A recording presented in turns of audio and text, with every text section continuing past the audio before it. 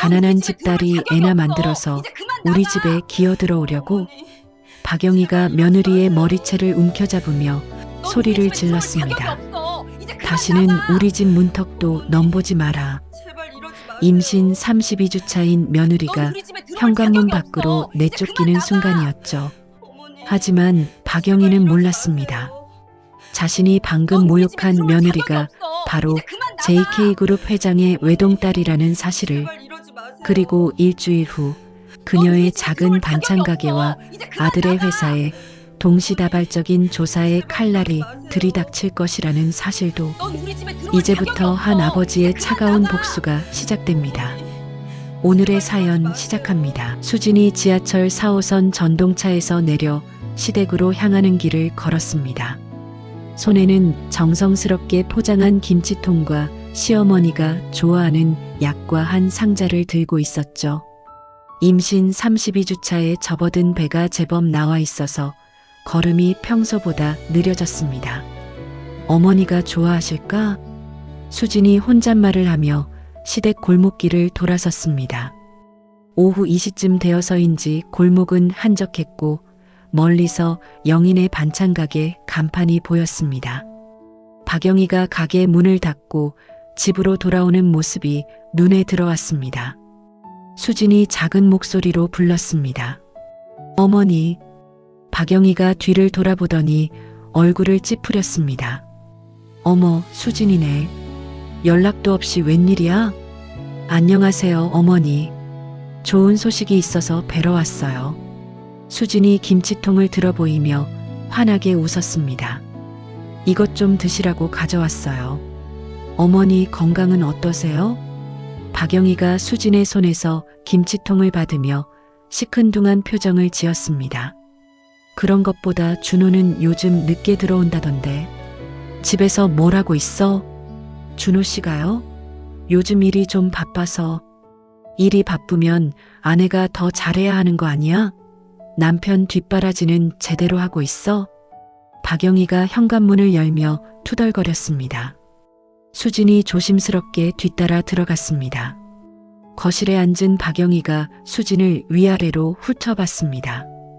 또 그 옷이네. 몇 년째 같은 옷만 입고 다니는 거야? 아, 이 옷이 편해서. 편하긴. 며느리가 꾸미지도 않으면 남편이 딴 생각하는 법이야. 수진이 입술을 꾹 다물었습니다. 박영희의 곱지 않은 시선이 계속 느껴졌죠. 그래서 무슨 좋은 소식이라는 거야? 설마 또 돈 달라는 소리 아니지? 아니에요, 어머니. 정말 기쁜 일이에요. 수진이 배를 살짝 쓰다듬으며 말했습니다. 아이가 생겼어요. 박영희의 눈이 순간 커졌다가 곧 차갑게 변했습니다. 뭐라고? 32주가 되었어요. 건강한 아들일 것 같다고 의사 선생님이. 가난한 집딸이 애나 만들어서 우리 집에 기어들어오려고. 박영희가 벌떡 일어서며 소리를 질렀습니다. 수진이 깜짝 놀라 뒤로 물러섰습니다. 어머니. 우리 집안 체면도 생각 안 하고 애를 낳아서 뭘 먹여 살리려고? 준호 버리로? 어머니, 저희가 열심히 키울게요. 준호 씨도 사업이 잘 되고 있어서. 잘 되긴 뭐가 잘 돼. 용역업체 따위로 애를 어떻게 키우겠다는 거야. 박영희가 수진에게 성큼 다가섰습니다. 그런 배때기 들고 와서 징징거리지 마. 박영희가 갑자기 수진의 머리채를 움켜잡았습니다. 수진이 비명을 질렀습니다. 아, 어머니 제발. 다시는 우리 집 문턱도 넘보지 마라. 박영희가 수진을 현관문 쪽으로 끌고 나갔습니다. 수진이 배를 감싸며 비틀거렸습니다. 어머니, 아이가. 그런 가난뱅이 새끼 필요 없어. 쾅! 현관문이 거칠게 닫혔습니다. 수진이 계단에서 한참을 서 있었습니다. 머리가 흐트러지고 뺨이 빨갛게 달아올라 있었죠. 손으로 배를 감싸며 눈물이 주르륵 흘러내렸습니다. 아가야, 미안해. 엄마가 미안해. 수진이 떨리는 목소리로 중얼거렸습니다. 배에서 뭉클한 느낌이 들어 더욱 불안해졌습니다. 몇십 분 후 수진이 버스 정류장에 도착했습니다. 지나가는 사람들의 시선이 따가웠지만 신경 쓸 여유가 없었습니다. 한편 그 시각 준호가 사무실에서 아내에게 전화를 걸었습니다. 여러 번 신호음이 울렸지만 받지 않았습니다. 이상하네, 왜 안 받지? 준고가 핸드폰을 내려다보며 고개를 갸웃거렸습니다. 밤 10시 준호가 집에 돌아왔습니다. 거실에는 수진이 차려놓은 저녁상이 그대로 놓여 있었고 집안은 조용했습니다. 수진아, 어디 갔어? 준호가 집안을 둘러보며 아내를 찾았습니다. 침실도 화장실도 비어 있었습니다. 준호가 시어머니에게 전화를 걸었습니다. 어머니, 수진이 오늘 댁에 갔다 왔나요? 아, 그래. 갑자기 와서 이상한 소리 하다가 혼자 나갔어. 박영희가 퉁명스럽게 대답했습니다. 이상한 소리요? 무슨 말씀이세요? 글쎄, 잘 모르겠어. 뭔가 중요한 얘기가 있다고 하더니 그냥 가버렸어. 준호가 미간을 찌푸렸습니다. 언제쯤 나가셨어요? 오후에. 자세한 건 나도 몰라. 전화가 끊어졌습니다. 준호가 다시 수진에게 전화를 걸었지만 여전히 받지 않았습니다. 그 시각 강남구 대치동, 수진이 거대한 저택 앞에 서 있었습니다. 경비실에서 경비원이 나왔습니다. 아가씨, 어떻게 오셨어요?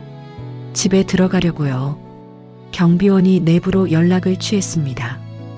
회장님, 아가씨가 오셨습니다. 잠시 후 가정부 김 여사가 현관으로 나왔습니다. 아가씨, 어쩐 일이세요? 이 시간에. 김 여사가 수진의 상기된 얼굴과 흐트러진 머리를 보고 깜짝 놀랐습니다. 혹시 아기한테 무슨 일이? 괜찮아요. 당분간 여기서 지낼 것 같아요. 수진이 힘없는 목소리로 말하며 집 안으로 들어갔습니다.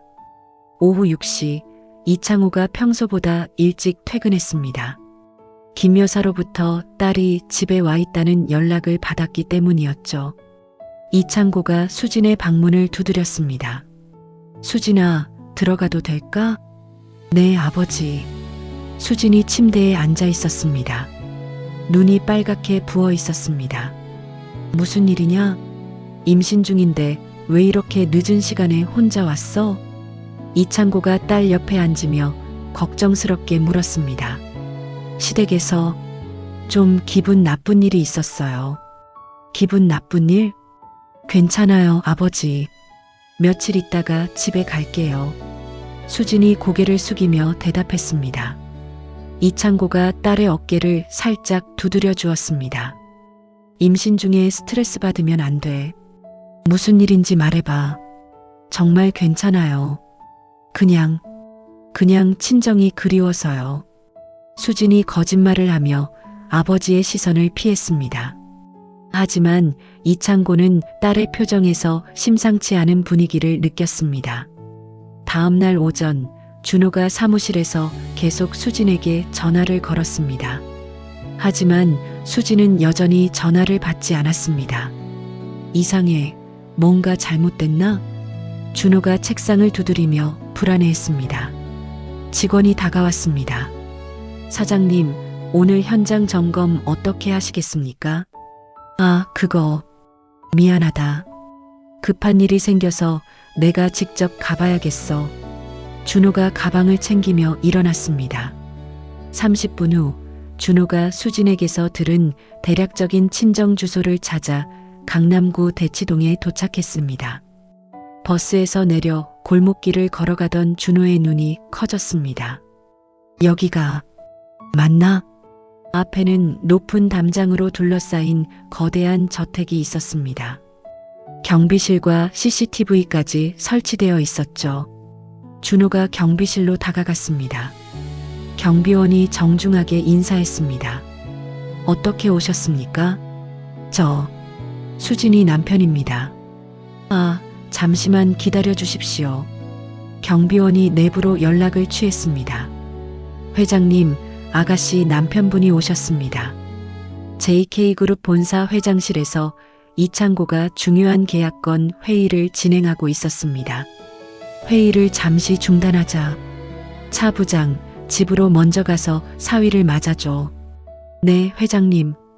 차 부장이 고개를 숙이며 자리에서 일어났습니다. 이창고가 임원들을 바라봤습니다. 오늘 회의는 여기서 마무리하고 내일 다시 모이자.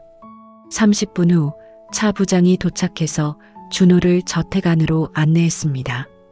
준호가 대리석으로 된 현관호를 보며 입을 벌렸습니다. 이게 다 진짜야? 벽에는 수억 원짜리 그림들이 걸려 있었고 천장은 얼마나 높은지 고개를 젖혀야 볼 수 있을 정도였습니다. 수진이 급히 세면을 마치고 거실로 내려왔습니다. 눈이 퉁퉁 부어 있어 평소와 달라 보였습니다. 수진아, 준호가 아내에게 달려갔습니다. 왜 갑자기 연락도 없이 집을 나왔어? 얼마나 걱정했는데. 미안해. 그냥 친정이 그리워서. 수진이 시선을 피하며 대답했습니다. 임신 중인데 무슨 일이 있었던 거야? 어제 어머니 댁에서 뭔 일이 있었어?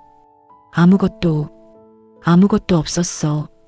준호가 수진의 손을 잡으려 했지만 수진이 살짝 피했습니다. 그때 이창고가 집에 도착했습니다. 어서 오세요. 이창고가 정중하게 준호에게 인사했습니다. 준호가 깊게 고개를 숙였습니다. 안녕하세요. 갑자기 찾아뵈어서 죄송합니다. 아닙니다. 사위가 언제든 와야죠. 이창고가 준호의 단정한 외모를 살펴봤습니다. 딸이 좋은 남자를 만났다는 생각이 들었습니다. 저녁이라도 함께 하시죠. 저녁 식사 자리에서 이창고가 준호에게 물었습니다. 어떤 일을 하시는지요? 용역업체를 작게 운영하고 있습니다. 아파트 관리나 청소 쪽 일이요. 군대는 어디서 하셨나요? 해병대 수색대에서 여단장까지 했습니다. 이창고가 고개를 끄덕였습니다. 준호의 진솔한 모습에 호감이 갔습니다. 하지만 수진이 계속 침묵하고 있는 것이 이상했습니다. 식사를 마친 후 준고가 자리에서 일어났습니다. 내일 회사 일이 있어서 돌아가야겠습니다. 언제든 편하게 오세요. 이창고가 정중하게 준호를 배웅했습니다. 수진이 현관까지 따라 나왔습니다. 수진아, 며칠만 더 있다가 갈게. 알겠어. 몸조리 잘해. 준호가 아내의 이마에 가볍게 키스했습니다. 준호가 떠난 후 이창고가 수진을 서재로 불렀습니다. 수진아, 앉아. 네, 아버지. 이창고가 딸을 진지하게 바라봤습니다. 도대체 무슨 일이냐? 임신 중인데 왜 남편도 모르게 집을 나왔어? 수진이 입술을 꾹 다물었습니다. 무슨 일이 있었는지 정직하게 말해봐. 아버지, 시댁에서 뭔 일이 있었지? 이창고의 목소리가 단호해졌습니다. 수진의 눈에서 눈물이 흘러내렸습니다. 시어머니가 뭐라고 했어? 가난한 집 딸이 애나 만들어서 기어 들어온다고. 그러면서 저를. 수진이 목이 메어 말을 잇지 못했습니다. 그러면서 뭘 어떻게 했다는 거야? 머리채를 잡고 밖으로 끌고 나가서 다시는 문턱도 넘보지 말라고. 이창고의 주먹이 꽉 쥐어졌습니다. 뭐라고? 임신한 내가? 네. 그때 배가 너무 아팠어요. 아기한테 무슨 일이 생길까봐. 이창고가 벌떡 일어났습니다. 감히 내 딸을, 임신한 내 딸을. 이창고가 책상을 탁 치며 소리를 질렀습니다. 아버지, 진정하세요. 진정하라고? 내가 당한 걸 보고 어떻게 진정해? 이창고가 즉시 핸드폰을 꺼내 차 부장에게 전화를 걸었습니다. 차 부장, 지금 당장 와. 급한 일이 있어. 네, 회장님. 바로 가겠습니다. 전화를 끊은 이창고가 수진을 바라봤습니다. 김준호 가족에 대해서 모든 걸 조사할 거야. 아버지, 설마. 우리가 누군지 모르고 내 딸을 그렇게 대했으니까 이제 제대로 알려줘야지. 이창고의 눈에 차가운 분노가 서렸습니다. 30분 후 차 부장이 도착했습니다. 차 부장, 김준호 가족에 대한 모든 정보를 24시간 내에 조사해 그들이 운영하는 사업체, 취약점까지 전부 파악하라고. 네, 회장님. 바로 시작하겠습니다. 그리고 이창고가 잠시 멈춘 후 천천히 말했습니다. 그들이 우리를 무시한 대가가 얼마나 큰지 보여줄 계획을 세워. 차 부장이 고개를 숙였습니다. 알겠습니다. 수진이 아버지의 팔을 붙잡았습니다. 아버지, 너무 심하게 하지는 말아주세요. 심하게? 내가 당한 게 심한 거야. 내 손자까지 위험에 빠뜨렸는데.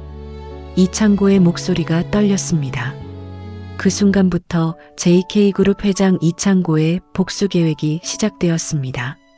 사건 발생 일주일 후 차 부장이 이창고의 서재에서 두꺼운 보고서를 펼쳐놓았습니다. 회장님, 김준호 가족에 대한 조사가 완료되었습니다. 이창고가 보고서를 넘기며 찬찬히 살펴봤습니다. 박영희, 58세, 영인의 반찬가게 운영, 월 매출 약 300만 원. 김준호, 32세, 준호용역 대표, 직원 8명 규모의 소규모 업체입니다. 이창고가 보고서를 덮으며 차갑게 웃었습니다. 감히 내 딸을 가난벨기라고 했다고? 네. 그리고 회장님. 차 부장이 조심스럽게 말을 이었습니다. 일주일 전 그날 있었던 일의 목격자도 찾았습니다. 이웃 주민이 박영희가 임산부인 며느리를 밖으로 끌어내는 걸 봤다고 합니다. 이창고의 주먹이 책상을 내리쳤습니다. 그럼 이제 그들이 우리가 누군지 제대로 알려줄 시간이군. 어떻게 진행하시겠습니까? 단계별로 해. 먼저 그들의 사업부터 건드려. 그날 오후 2시 박영희가 영인의 반찬가게에서 김치를 포장하고 있었습니다. 갑자기 보건소 직원 3명이 들어왔습니다. 영인의 반찬가게 사장님이세요? 네, 그런데요. 박영희가 앞치마를 털며 일어났습니다. 위생법 위반 신고가 접수되어서 긴급 점검을 실시합니다. 신고라니요? 저희가 뭘 잘못했다는 거예요? 보건소 직원들이 가게 구석구석을 샅샅이 뒤지기 시작했습니다. 냉장고 온도가 기준치보다 높네요. 이 김치는 유통기한 표시가 불분명합니다. 박영희가 당황하며 변명했습니다. 저희는 항상 신선한 것만. 일단 개선 명령서 받으시고 일주일간 영업정지입니다.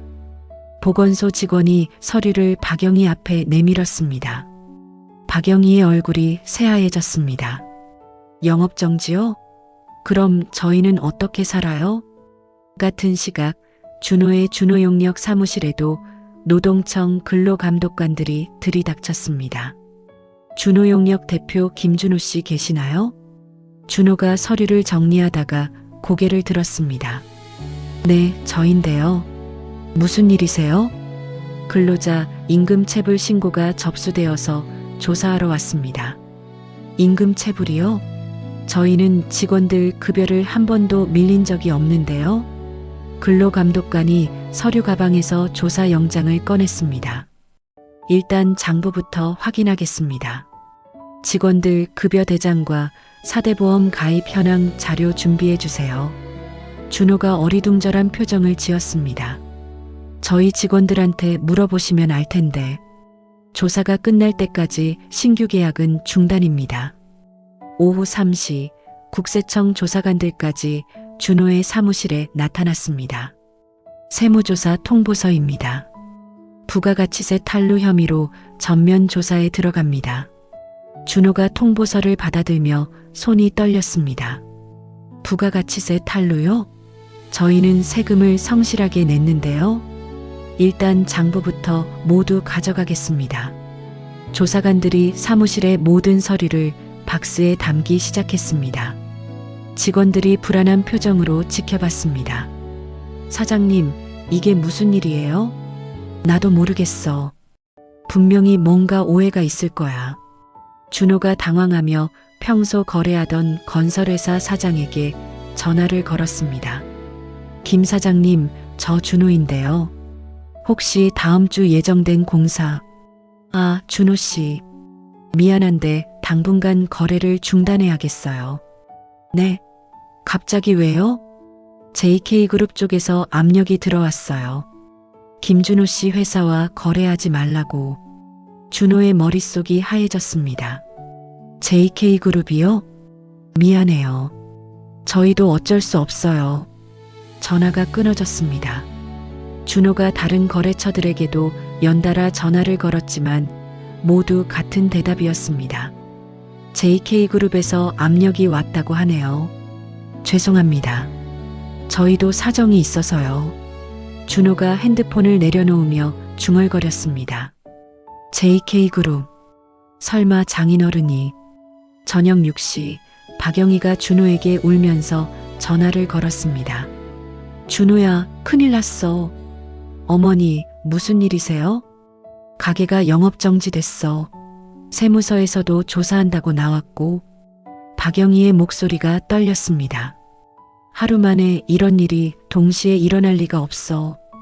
누가 우리를 노리는 것 같아. 준호가 한숨을 깊게 쉬었습니다. 저희 회사도 마찬가지예요. 모든 거래처에서 계약을 해지하겠다고 연락이 왔어요. 뭐라고? 그럼 우리 어떻게 살아? 그때 준호의 대학 동기인 한지민 변호사에게서 전화가 왔습니다. 준호야, 너 혹시 큰 회사와 싸움이라도 했어? 지민아? 갑자기 무슨 소리야? 업계에서 소문이 돌고 있어. JK그룹이 김준호라는 업체를 압박하고 있다고. 준호가 핸드폰을 꽉 잡았습니다. JK그룹 회장이 누군지 아니? 이창고 회장이지. 근데 왜? 준호가 머릿속으로 퍼즐을 맞춰나갔습니다. 지민아, 혹시 이창고 회장한테 딸이 있나? 있지. 이수진이라고. 근데 왜 그걸 물어? 준호의 얼굴이 창백해졌습니다. 수진이가 이창고 회장의 딸이라고? 너 설마 그 사람 알아? 준호가 전화를 끊고 급히 인터넷으로 이창고 JK그룹을 검색했습니다. 회장 사진과 함께 회사 정보가 나왔습니다.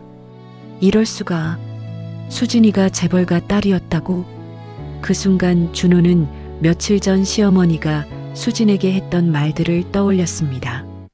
가난한 집 딸이라고. 그런데 사실은. 준호가 급히 수진에게 전화를 걸었습니다. 한 번, 두 번, 세 번. 계속 신호음만 울렸습니다.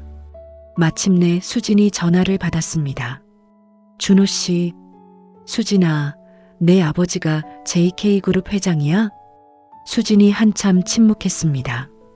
지금 우리 가족에게 일어나는 모든 일이 내 아버지 때문인 거지? 준호 씨, 저는 왜 말하지 않았어? 왜 처음부터 숨겼어? 준호의 목소리가 떨렸습니다. 내일 만나서 모든 걸 설명할게. 수진아, 미안해. 정말 미안해. 수진이 울먹이며 전화를 끊었습니다. 준호가 사무실 의자에 털썩 주저앉았습니다. 창밖으로는 어둠이 깔리고 있었고 준호의 마음도 그만큼 어두워졌습니다. 다음 날 오전 10시 수진이 한강공원 반포지구 벤치에서 준호를 기다리고 있었습니다. 임신 32주차인 배가 부담스러워 자주 자세를 바꿔가며 앉아 있었죠. 준호가 멀리서 걸어오는 모습이 보였습니다. 평소와 달리 어깨가 축 처져 있었습니다. 수진아. 준호가 수진 옆에 앉으며 조심스럽게 말했습니다. 준호 씨, 와줘서 고마워. 수진이 준호의 손을 잡으려 했지만 준호가 살짝 피했습니다. 이제 진실을 말해줘. 처음부터 끝까지. 수진이 깊게 숨을 들이마셨습니다. 저는 JK그룹 이창고 회장의 외동딸이에요. 준호가 고개를 끄덕였습니다. 이미 예상했던 답이었지만 직접 듣고 나니 충격이 컸습니다.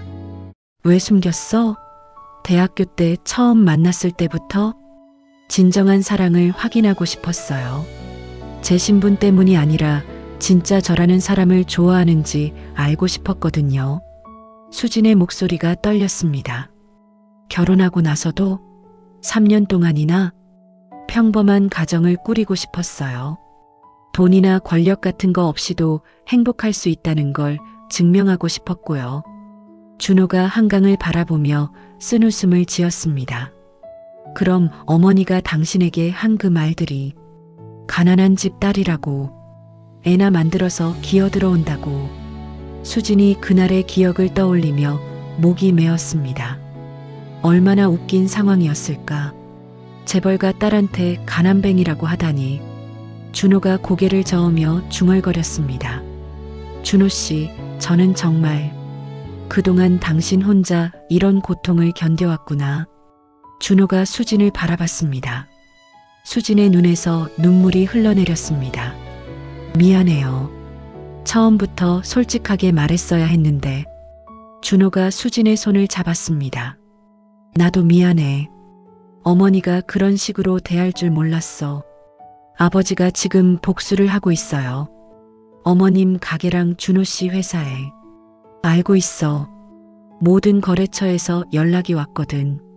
준호가 한숨을 쉬었습니다.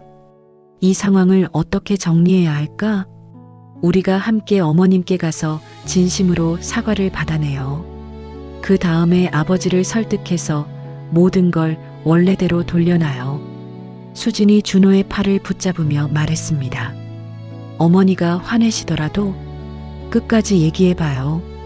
어머님도 분명히 이해하실 거예요.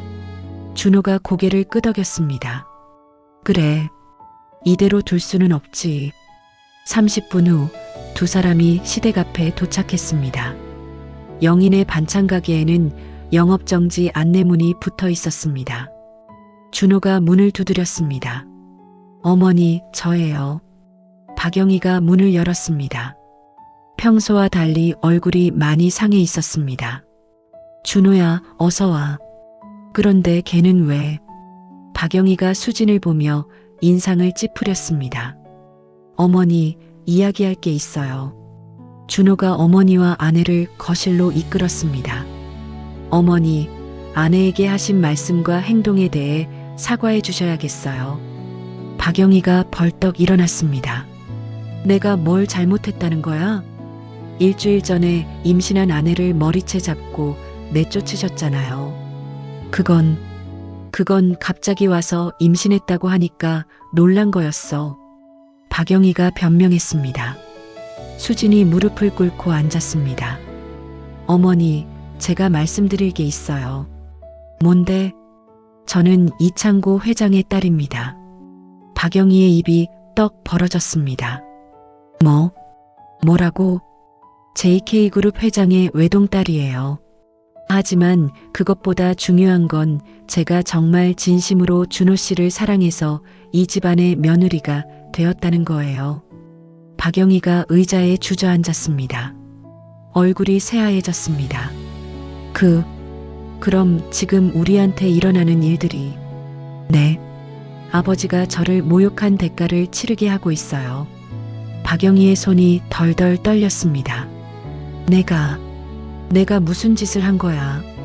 수진이 박영희 앞으로 더 가까이 다가갔습니다.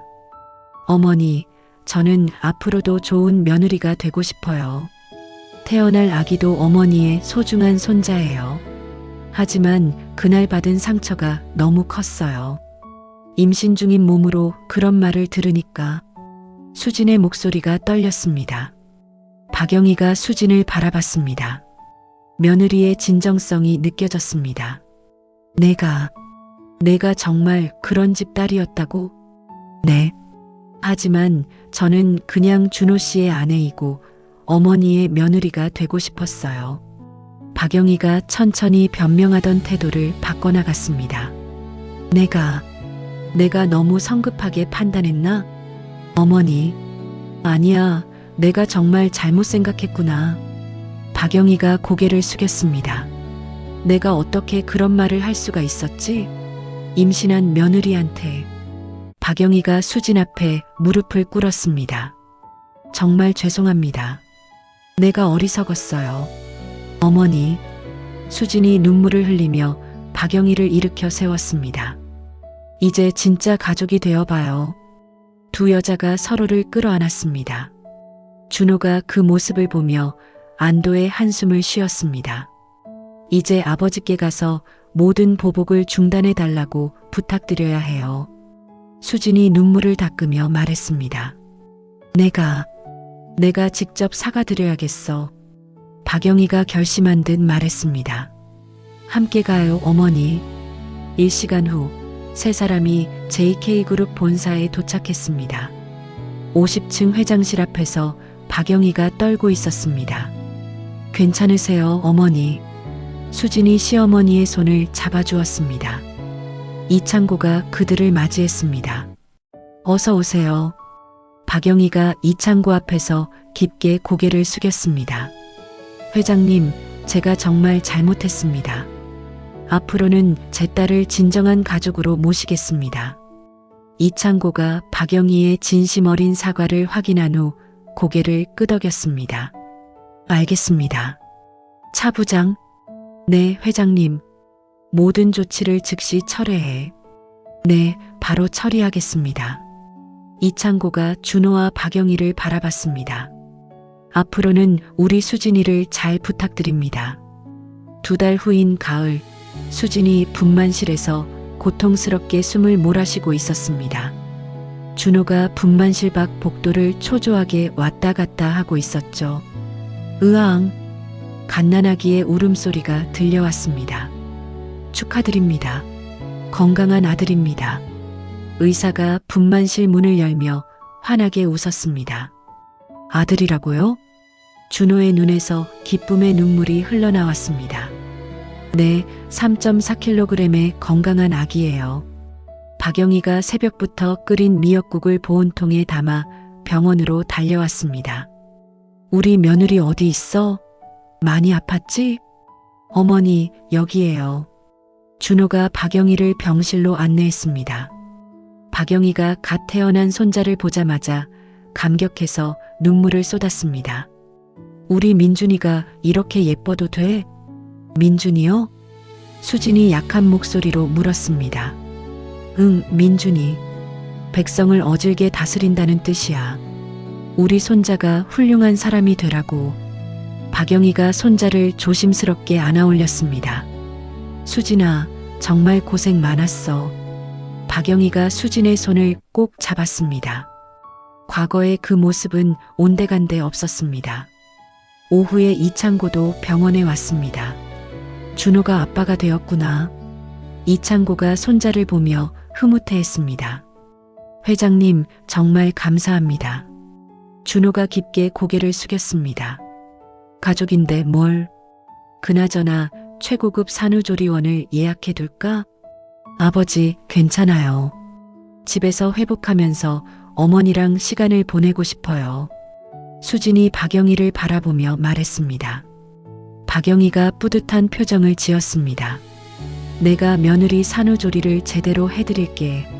산후조리 기간 동안 박영희는 매일 새벽 5시에 일어났습니다. 수진을 위한 미역국과 가물치탕을 직접 끓여서 가져왔죠. 어머니, 이렇게까지 하실 필요 없어요. 무슨 소리야? 이제야 진짜 며느리 돌보는 것 같아서 좋아. 박영희가 수진의 이마에 손을 대며 체온을 확인했습니다. 어머니 덕분에 이렇게 편히 회복할 수 있어요. 수진이 진심으로 감사 인사를 전했습니다. 한편 이창고가 준호를 따로 만났습니다. 준호 씨, JK그룹 건설 부문 이사 자리가 하나 비었는데 어떠세요? 감사한 말씀이지만. 준호가 조심스럽게 말을 이었습니다. 민준이에게 자랑스러운 아버지가 되기 위해서는 제가 스스로 성공해야 할 것 같아요. 이창고가 고개를 끄덕였습니다. 훌륭한 생각이네요. 그럼 대신 도움이 될 만한 일감을 소개해 드릴까요? 그 정도는 감사합니다. 이창고의 도움으로 준호의 용역업체에 대형 아파트 단지 관리 계약이 들어왔습니다. 또한 각종 조사들도 모두 무혐의로 종료되었습니다. 사장님, 이제 정말 큰 회사가 되는 것 같아요. 직원들이 기뻐했습니다. 모두 열심히 한 덕분이야. 앞으로 더 체계적으로 운영해보자. 준호가 직원들에게 성과금을 나눠주며 말했습니다. 민준이의 100일날 박영희가 동네 부인들을 집으로 초대했습니다. 우리 며느리 좀 보세요. 얼마나 훌륭한 사람인지 몰라요. 영희야, 내가 그렇게 자랑하더니 정말 예쁜 며느리구나. 제가 정말 어리석었어요. 사람을 겉모습으로 판단하면 안 되는 거였네요. 박영희가 과거를 반성하며 말했습니다. 민준이 돌잔치는 JK그룹 본사 최고급 연회장에서 열렸습니다. 준호의 군 동료들과 사업 파트너들, 양가 친척들이 모두 참석했습니다. 민준아, 이것 중에서 하나 집어봐. 돌상 앞에 앉은 민준이가 여러 물건을 구경했습니다. 연필, 책, 마이크, 청진기 등이 놓여 있었죠. 민준이가 마이크를 꼭 잡았습니다. 어머, 마이크를 잡네. 박영희가 박수를 치며 기뻐했습니다. 역시 우리 손자 장래희망이 회장님이야. 하객들이 웃음을 터뜨렸습니다. 한편 준호의 사업도 크게 성장했습니다. 용역업체에서 종합시설관리업체로 확장하여 직원도 20명으로 늘어났습니다. 준호 씨가 정말 성실하게 일하시네요. 이창고가 며칠에 한 번씩 준호의 회사 근황을 확인했습니다. 감사합니다. 모든 게 회장님 덕분입니다. 아니에요. 본인 실력이죠. 수진도 육아와 함께 경영학 공부를 시작했습니다. 수진아, 너무 무리하지 마. 준호가 책을 보고 있는 아내를 걱정했습니다. 괜찮아. 나중에 당신 사업에 도움이 되고 싶어서. 고마워. 어느 일요일 오후 세 가족이 한강공원에서 피크닉을 즐겼습니다. 민준이가 처음으로 엄마 아빠를 명확하게 발음했습니다. 어머, 민준이가 말했어. 수진이 신나서 소리쳤습니다. 할머니도 불러봐. 할머니.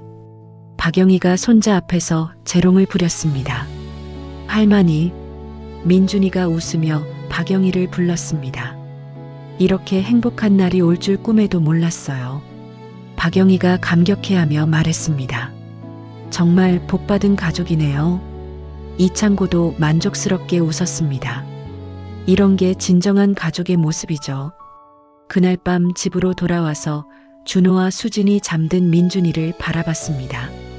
우리 아들에게는 절대 편견과 오해가 없는 세상을 만들어주자. 응, 꼭 그렇게 하자. 두 사람이 서로를 바라보며 미소 지었습니다. 고마워, 수진아. 이런 행복한 가정을 만들어줘서.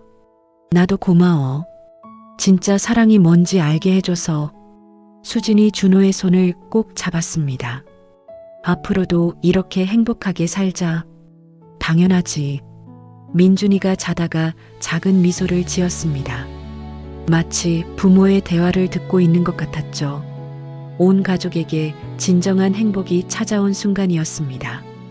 민준이의 돌이 지난 지 한 달 후인 추운 겨울날, 박영희가 영인의 반찬 가게에서 김치통을 옮기고 있었습니다. 평소 앓고 있던 고혈압 약을 깜빡하고 먹지 못한 상태였죠. 무거워.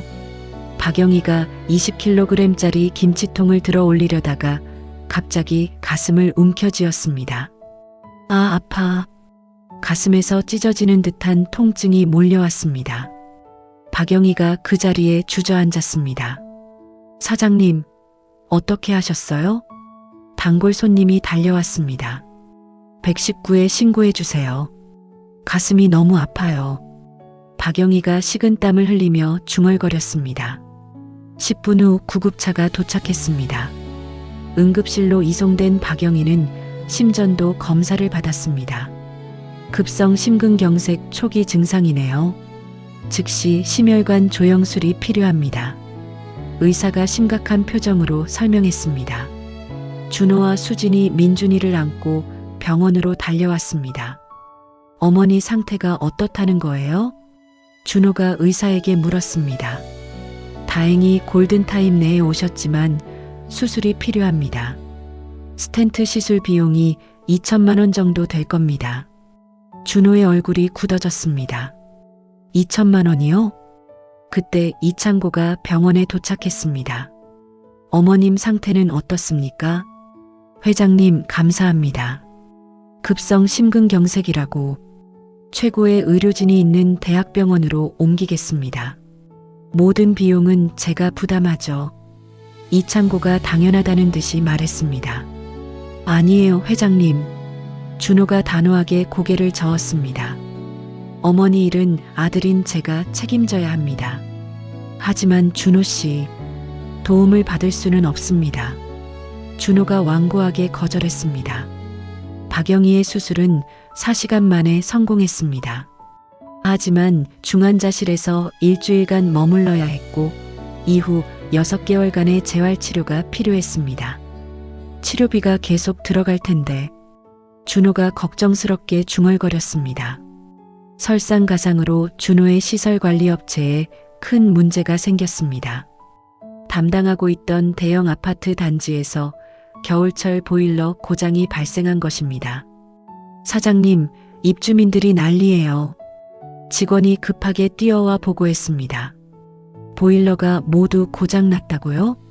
어떻게 된 거예요? 노후된 보일러가 한꺼번에 터진 것 같아요. 교체해야 한다는데 3억 원이 필요하대요.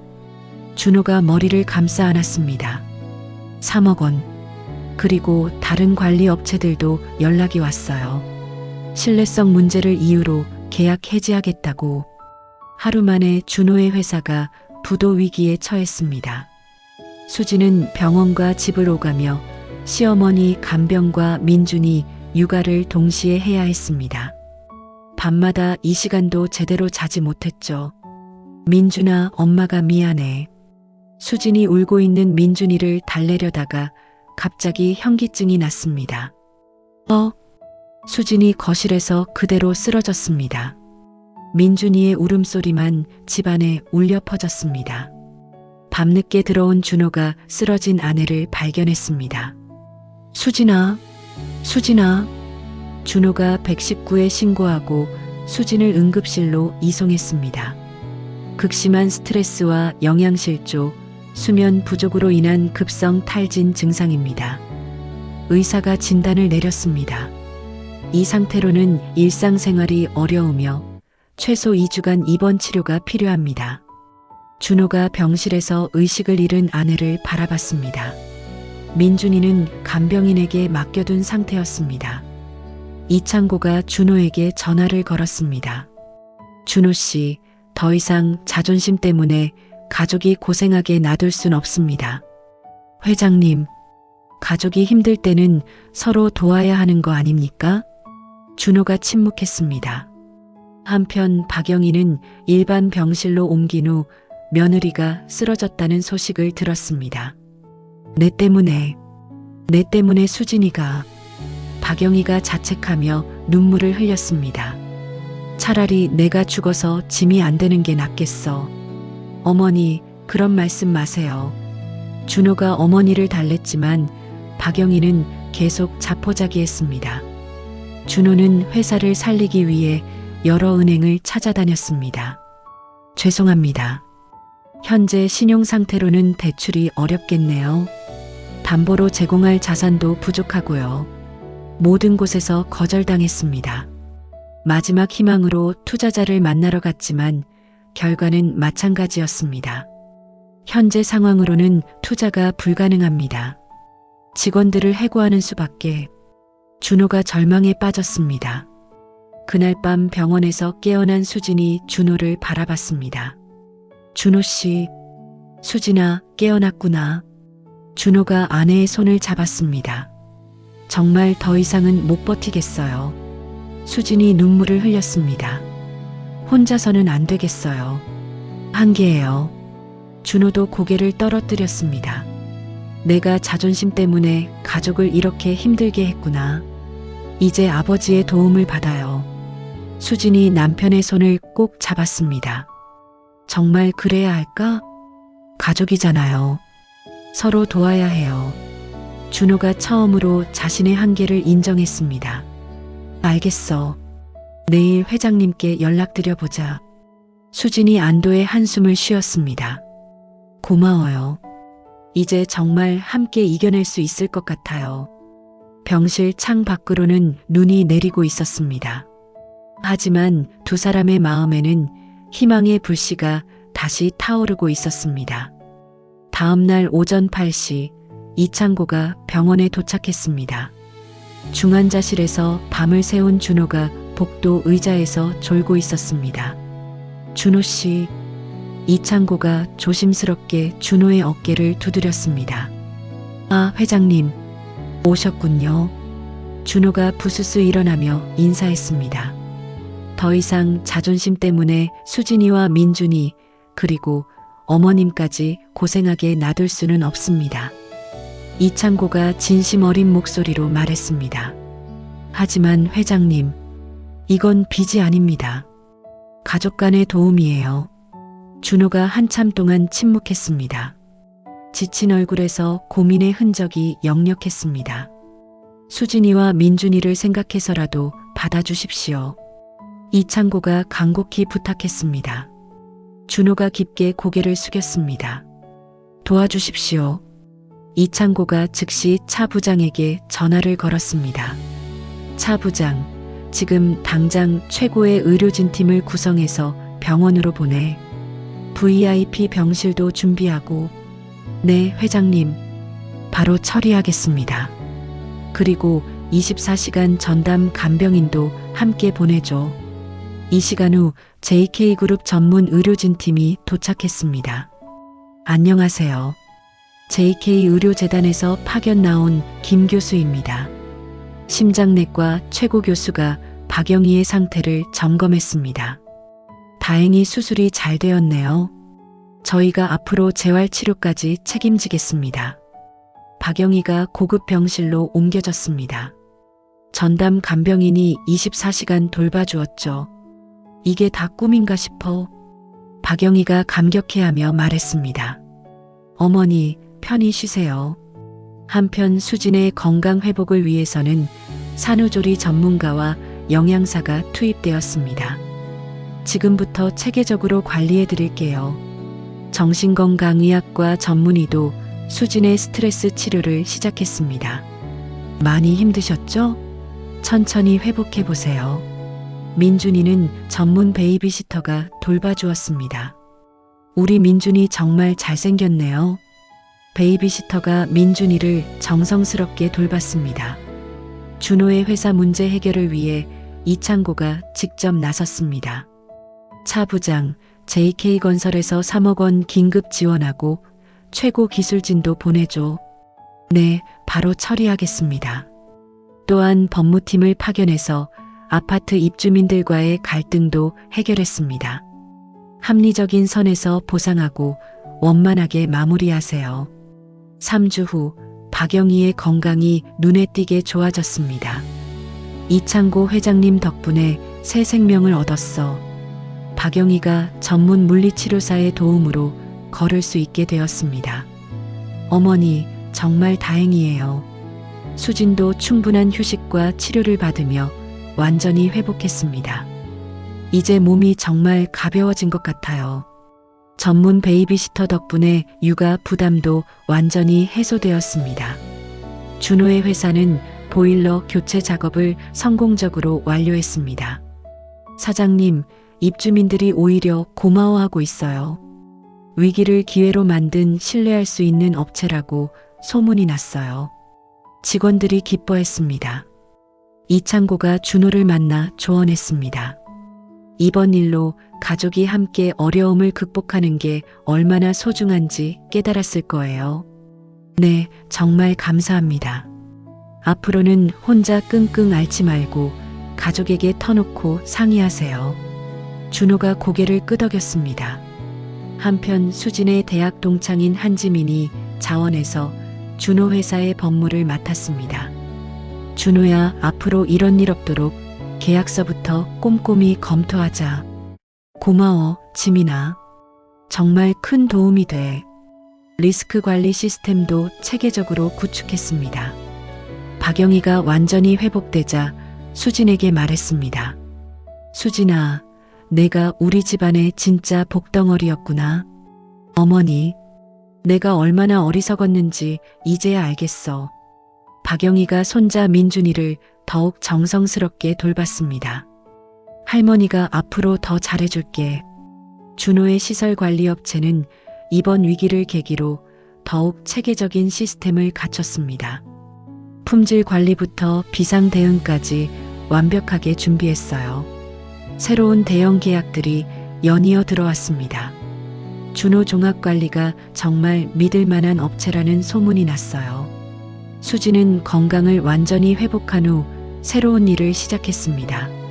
JK그룹 사회공헌재단에서 위기 가정 지원 프로그램을 운영해 보세요. 이창고가 딸에게 제안했습니다. 경제적 어려움을 겪는 육아맘들을 도와주는 거예요. 좋은 일이네요. 꼭 해보고 싶어요. 3개월 후 모든 위기가 해결되었습니다. 어머님은 완전히 건강을 되찾으셨고 수진이도 모든 증상이 해소되었습니다. 의사가 최종 진단을 내렸습니다. 어느 일요일 저녁 온 가족이 저녁 식사를 함께 했습니다. 진정한 가족이란 어려울 때 서로 의지하고 도와주는 거구나. 박영희가 감격스럽게 말했습니다. 이제야 우리가 정말 완전한 가족이 된 것 같아요. 이창고도 만족스럽게 웃었습니다. 앞으로는 어떤 어려움이 와도 함께 극복해 나가요. 수진이 민준이를 안아올리며 말했습니다. 할머니, 할아버지, 엄마, 아빠 모두 함께. 민준이가 웃으며 손뼉을 쳤습니다. 정말 행복한 가족이야. 준호가 모든 가족을 바라보며 흐뭇해했습니다. 그들의 마음에는 이제 진정한 평화와 행복이 자리 잡았습니다. 1년 후 민준이의 2번째 생일날이었습니다. 이창고가 JK그룹 본사 50층 VIP 라운지를 특별히 꾸며놓았습니다. 와, 여기서 생일 파티를 하다니. 준호가 도심 야경이 한눈에 보이는 공간을 바라보며 감탄했습니다. 박영희가 새벽 5시부터 일어나 손자를 위한 음식을 준비했습니다. 미역국도 끓이고 잡채도 만들고 케이크는 직접 만든 거야. 어머니, 너무 고생하셨어요. 수진이 시어머니를 도우며 말했습니다. 고생이 무슨. 이제 진짜 할머니 노릇하는 것 같아서 행복해. 민준이가 돌아다니며 할아버지, 할머니 하고 정확히 불렀습니다. 우리 민준이 정말 똑똑하네. 이창고가 손자를 안아올리며 기뻐했습니다. 촛불 2개 후후 불어봐. 박영희가 생일 케이크 앞에서 민준이를 도왔습니다. 후후. 민준이가 촛불을 끄자 모든 가족이 박수를 쳤습니다. 한편 준호의 회사는 놀라울 정도로 성장했습니다. 사장님, 직원이 80명까지 늘어났어요. 준호 종합관리가 이제 업계 선도업체라는 평가를 받고 있어요. 직원들이 뿌듯해했습니다. 모두 열심히 해준 덕분이야. 준호가 직원들에게 감사 인사를 전했습니다. 이창고가 준호를 바라보며 말했습니다. 이제 정말 자랑스러운 사위야. 회장님 덕분입니다. 아니야. 준호 씨 본인 실력이지. 수진이 배를 쓰다듬으며 웃었습니다. 아빠, 곧 동생이 태어날 거야. 민준이가 엄마 배에 대고 말했습니다. 초음파 검사 결과 딸일 확률이 높대요. 수진이 가족들에게 말했습니다. 손녀까지 생기면 정말 완벽한 가족이 되겠네. 박영희가 설레어했습니다. 이번에는 처음부터 끝까지 최고로 잘 돌봐드릴 거예요. 이창고가 민준이를 회사에 데려와 구경시켜 주었습니다. 민준아, 여기가 할아버지 회사야. 크다. 민준이가 넓은 사무실을 보며 감탄했습니다. 내가 원한다면 나중에 물려줄게. 하지만 내 아빠처럼 스스로 꿈을 찾아도 좋아. 어느 주말에 준호와 수진이 대학교 캠퍼스를 다시 찾았습니다. 여기서 처음 만났었지? 그때 서로 솔직했다면 그 우여곡절은 없었을 텐데. 두 사람이 웃으며 추억을 떠올렸습니다. 하지만 그 과정이 있었기 때문에 더 소중한 걸 알게 된 것 같아. 박영희는 반찬 가게를 다시 운영하면서 동네 부인들에게 자랑했습니다. 우리 며느리가 얼마나 훌륭한지 정말 몰라요. 영희야, 내가 그렇게 자랑하니까 우리도 궁금하네. 제가 얼마나 무지하고 어리석었는지 지금도 부끄러워요. 박영희가 솔직하게 인정했습니다. 지역 부녀회에서 박영희에게 강연을 요청했습니다. 며느리와 시어머니의 건전한 관계 만들기에 대해 말씀해 주세요. 사람을 겉모습과 편견으로 판단해서는 절대 안 돼요. 박영희가 자신의 경험담을 솔직하게 들려주었습니다. 저처럼 어리석은 실수를 하지 마세요. 이창고도 회사 경영 방침을 바꿨습니다. 가족과 함께하는 시간의 소중함을 깨달았어요. 임원진 회의에서 이창고가 발표했습니다. 전 직원 육아휴직 확대하고 유연근무제를 도입하겠습니다. 가족 친화 경영이 진정한 성공이라고 생각해요. 봄날 오후 세 세대가 남산 한옥마을을 방문했습니다. 한복 입고 가족사진 찍어요. 수진이 제안했습니다. 할아버지 따라가요. 민준이가 아장아장 걸으며 이창고를 따라다녔습니다. 정말 평범하지만 소중한 순간이네요. 수진이 개인 블로그를 시작했습니다. 편견에서 시작된 갈등, 사랑으로 끝난 우리 가족 이야기. 많은 며느리들과 시어머니들이 댓글을 남겼습니다. 저도 희망을 얻었어요. 진정한 소통이 얼마나 중요한지 알겠어요. 둘째 아이 출산 예정일이 다가왔습니다. 이번에는 제가 친정어머니와 시어머니 역할을 동시에 할게요. 박영희가 산후조리 준비에 열심이었습니다. 어느 저녁 민준이가 잠든 후 준호와 수진이 거실에서 차를 마셨습니다. 우리 아이들에게는 편견과 오해가 없는 따뜻한 세상을 만들어주자. 소통 부재로 인한 갈등도 없게 하고 꼭 그렇게 하자. 해질녘 온 가족이 한강공원에서 산책을 마치고 돌아가는 길이었습니다. 이창고가 며느리와 사위가 손을 맞잡고 걷는 모습을 바라봤습니다. 이제야 진짜 완전한 가족이 됐구나. 박영희와 수진이 민준이를 번갈아 안고 웃으며 대화했습니다. 내일은 뭘 해줄까요? 어머니가 해주시는 음식이 최고예요. 우리 민준이 내일 어린이집 가는 거 맞지? 네, 처음이라 떨려요. 정겨운 대화가 이어졌습니다. 이창고가 모든 가족을 바라보며 흐뭇해했습니다. 편견과 오해로 시작된 갈등이 진정한 이해와 사랑으로 승화된 것입니다. 이런 게 진정한 행복이구나. 준호가 모든 가족을 바라보며 중얼거렸습니다. 하늘에는 별이 반짝이고 그들의 마음에도 영원한 사랑이 반짝이고 있었습니다. 진정한 가족의 완성, 그것이 그들이 얻은 가장 소중한 선물이었습니다. 편견과 오해에서 시작된 이 이야기는 결국 진정한 가족의 사랑으로 마무리되었습니다. 박영희는 며느리의 겉모습만 보고 성급하게 판단했던 자신의 어리석음을 뒤늦게 깨달았죠. 수진은 신분을 숨기고 평범한 사랑을 추구했던 자신의 선택이 가져온 아픔을 통해 진정한 소통의 중요성을 배웠습니다. 그리고 준호는 혼자서 모든 것을 감당하려던 고집을 버리고 가족의 도움을 받아들이는 법을 익혔죠.